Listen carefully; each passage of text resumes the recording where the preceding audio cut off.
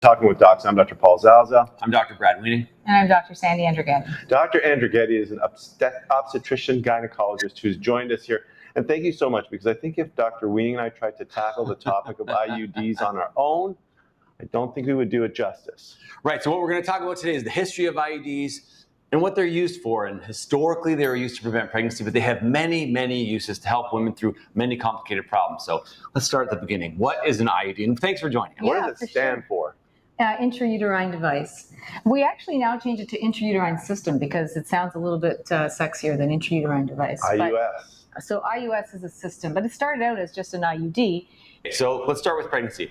Are they effective? Yes. How effective? So really effective. There's two kinds. There's ones that are copper, very effective, but a little bit less than the medicated ones, which have progesterone in them. What are the numbers here? Are we talking about like 80%, 90%? 90%. 90%. More than 90%. Yeah, okay. Approaching 99. Like I can think of 3 pregnancies in my 20 years, 26 years with an IUD. Yeah. Okay, that's so I think that's a useful piece of information. So not 100%. Nothing. So you may want to consider a second option as well. Yep. But very, very highly effective. Okay, so you mentioned that there are 2 types. And it doesn't protect against STIs, right? Okay. So that's the other thing. Whole separate issue. Whole separate issue. Sexually transmitted infections, you won't be protected from one of those using an IUD. Important to Right. Some people think that it would protect you, but it doesn't. Okay. Mm-hmm. So what's the difference in the way that they work? So you said that there's a copper one and that there's a medicated one. How do they work differently? So copper just makes a tremendous inflammatory reaction, which is cover your ears, hostile to the sperm. Okay. Hostile to the sperm, and just prevents implantation is its main reason. Okay. And the other one works by changing the mucus a little bit and making the lining of the uterus super thin. Okay. So the copper ones, not unlike the copper bracelets that people wear in our office? That's right, different idea. Copper, yeah, different. But reduces inflammation. Yours reduces inflammation. Ours causes inflammation. Yeah, interesting. Okay, so first one is to reduce pregnancy. What's the second reason that someone would consider having an IUD? A big one is emergency contraception. Okay. So if you find yourself having a unplanned, undesired pregnancy and your contraception failed or you didn't use it, we can use IUDs for up to 5 days. The copper ones only, not the medicated ones. Okay, there's a 5-day limit on that one. Beyond 5 days? Sometimes up to 7. Okay. Will even, depends on who you, the further out you get, the less effective, but it can be useful when things like Plan B no longer work. Okay. Plan C here. Plan C, exactly. Okay, so number 2 is unplanned pregnancy. Number 3. Heavy periods, correct? Yes. And this is a very common problem. Huge. And that's why we're calling it an intrauterine system, because we want people to know that it's not just for contraception. Okay. And people almost back off immediately. They say, well, I don't want anything in my uterus. I don't want that, but I'd like you to help solve my problem of flooding and really heavy periods. And sometimes even the tissue can change that can, if left untreated, can lead to a cancer. So we use it for something called hyperplasia. Okay. It's great for that because it can help reverse that little bit of progesterone. So the progesterone is delivered locally as opposed to going through your bloodstream and traveling. I call it the Costco of delivery systems, straight to the consumer. Straight to the consumer, nice. Remove the middleman. Remove the middleman, which is your liver, right? Yeah, you remove your liver. So the IUD, now known as IUS, as everyone commonly thought, it was to reduce the risk of pregnancy, but now also we're talking about reducing heavy menses. Yeah. And even possibly risk of cancer in these settings? Exactly, yeah. So we use it to reverse something called hyperplasia, which we traditionally used to give people oral progesterone, so now we can just deliver it. Okay. Nice. And then we're also using it for hormone therapy. So a lot of women who have terrible hot flashes that can't manage without estrogen, rather than taking estrogen and progestin by mouth. So we're reducing our hormone. We always want to reduce exposure to hormones and achieve the highest benefit. Right. So one way of doing that is we can put the IUS in the uterus and just give them the estrogen by mouth. And then we're cutting out, exposure of hormones. And people are hormone averse for good reason. There's lots of media attention, but hormones are great when we need them because they help manage our symptoms. Okay. Now we talked about the device itself. How does someone go about getting one of these? So they're mostly covered by third-party insurance if they're medicated. If they're non-medicated, they don't have that drug identification number, so you have to pay for them. So you mean the copper ones you have to pay for? Correct. And they run about $100, and there's different kinds. There's some for people who've never had a baby or the null of one. There's some that are 5 years. Then there are some that are 10 years. Okay. So 10 years are a really good return on your investment because it's $100 for 10 years. That's pretty reasonable. Yeah. And then the IUS, there's 2 in Canada now. There's one called Kylena, which is a little bit smaller. good for 5 years. Okay. And that's usually what we use for women who've never had a baby, our like adolescent population. Right.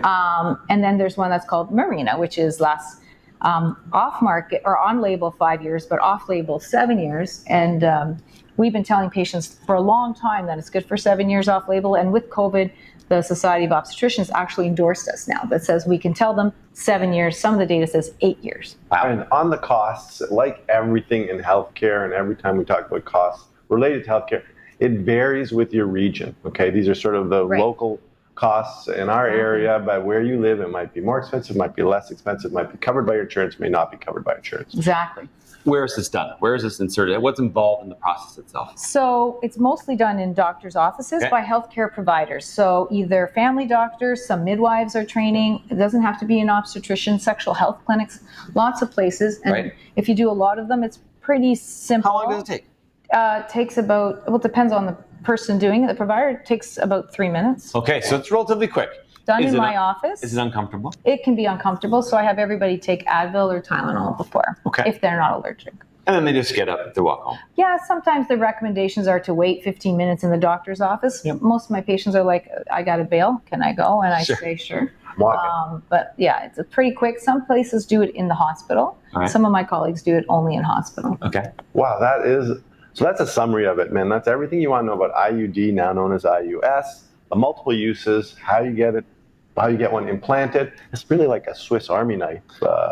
Lots of different uses. Yeah, and it's not something that has to stay in the whole 5 years. That's the only thing. If you hate it, we pull it out. Right, because there's a little string attached to the device Tiny little itself. string. So people think it's, I don't want this in my body. I don't want Right. it's not like a filling, you don't need a drill. You just pull a little string and out it comes. Every treatment we do has a chance of risks and complications. What are some of the risks associated with an intrauterine system? So the risks are, it can cause some irregular bleeding for up to 3 to 4 months while it's settling in. Some people up to 5 months. Even though it's a treatment for bleeding, ironically. Right, just like the birth control pill we use as a treatment for bleeding, but it doesn't work straight away. Okay.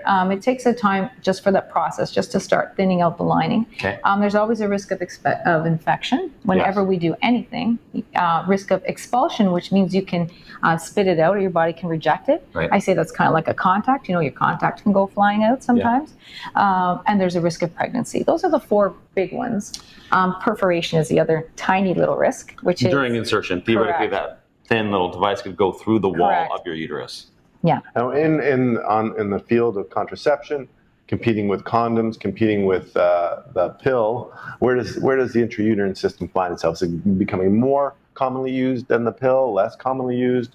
Well, it's definitely becoming more commonly used. Sometimes it's just trying to educate people about what it's about. But it's much more commonly used from a cost-benefit ratio. It's much, much higher. From a loss of menstrual flow, like people are saving lots of money just on tampons and pads alone because they almost have no periods. Right. And people are becoming more hormone aware or hormone averse and don't want to take pills. They can't remember. They have busy lives. So the whole set it and forget it Right. is an amazing thing. Like I have people who forget they have it in. And they're coming in at 10 years and say, can you just check and see when you put that IUD in? Because they're not having any periods or very light periods and they love it. Right. So you think it's gaining popularity in use? For sure. Absolutely. Okay. I have 2 more questions. Sure. One, there's a myth that it can cause infertility. Can we debunk that? Yes, 100%. Right. So if you have an infection, Sure. if you have unprotected intercourse and exposure to STI, for sure. Right. We don't even take out an IUD anymore if you're positive for chlamydia. Right. We just treat the chlamydia or gonorrhea, which are very common infections. Right. We used to in the old days immediately retrieve it. We don't do that anymore. Right. Okay, and then the second one is, how do you know when it's not working anymore? So even if it's there, Right. it's in the proper position, the last thing you want is to get pregnant and say, oh yeah, I guess your IUD Exactly. kind of had worn out or I think whatever. that's your clue, Dr. Wheating. I know, but how does someone know before What prevention? that We're happens? about Right, so prevention. we're talking about prevention. So Yeah. someone's like, listen, I'm nervous or I have a busy Yep. life or for whatever reason I don't want to get pregnant and I've had it in for 4.5 years. How do I know? I'd maybe like to get it So if changed it's sooner. the progesterone one, you'll start bleeding. So Okay. everybody wears out of medication quicker. If it's Okay. worried about movement or expulsion, we always teach people to put 2 fingers in their vagina and feel for their cervix. So you can do yourself. Your cervix feels like your tip of your nose, and I say feel for the opening like a nostril, and you should feel 2 little wires like a fishing wire. Right. When I insert it, I actually give them the fishing wire ends that I cut, So they can know what they're feeling. That's a good idea. Yeah. Wow, we've learned a lot this morning, and it is early still. Yeah, I don't think we could have covered this on our own. I don't think so. That was wise to bring in an expert for us, for sure. Thanks so much for joining us, problem. Santina. Thanks for